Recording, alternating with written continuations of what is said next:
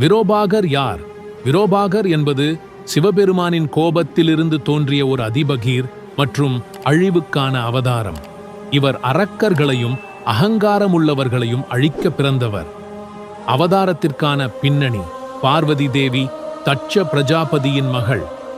தட்சன் ஒரு பெரிய யாகம் நடத்துகிறார். ஆனால் சிவபெருமானை அவமதித்து யாகத்திற்கு அழைக்கவில்லை. பார்வதி தன் தந்தையின் யாகத்தில் அழைக்கப்படாமல் இருந்ததாலும் சிவனின் அவமதிப்பையும் சந்தித்ததாலும் யாகத்தில் உயிரை தியாகம் செய்கிறாள். அங்கேதான் சிவன் கோபம் வெடிக்கிறது. தாயின் மரணத்தை கேட்டு சிவபெருமான் துயரத்தில் மூழ்குகிறார். கோபம் உச்சத்தை எட்ட அவர் தனது ஜடைகளில் ஒரு கூந்தலை பறித்து கீழே பறிகிறார்.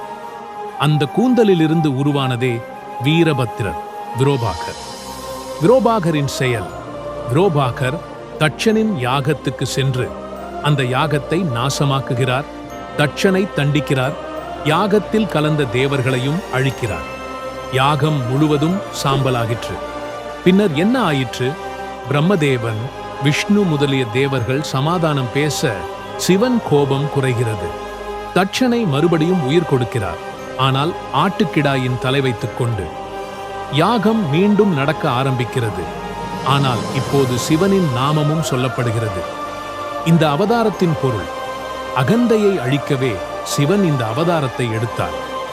இது நம்மிடையே ஒரு பாடமாக இருக்கிறது. கோபம் அழிக்கக்கூடியதுதான், ஆனால் அது நீதிக்காக இருக்குமானால் அது புருஷார்த்தமாக மாறும்.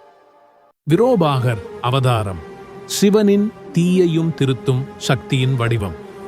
இது நம்மை வாழ்வில் தன்னம்பிக்கையுடன் இருக்க சொல்லும். துன்பத்தில் கூட நியாயத்தின் மீது நம்பிக்கை வைக்க வேண்டும்.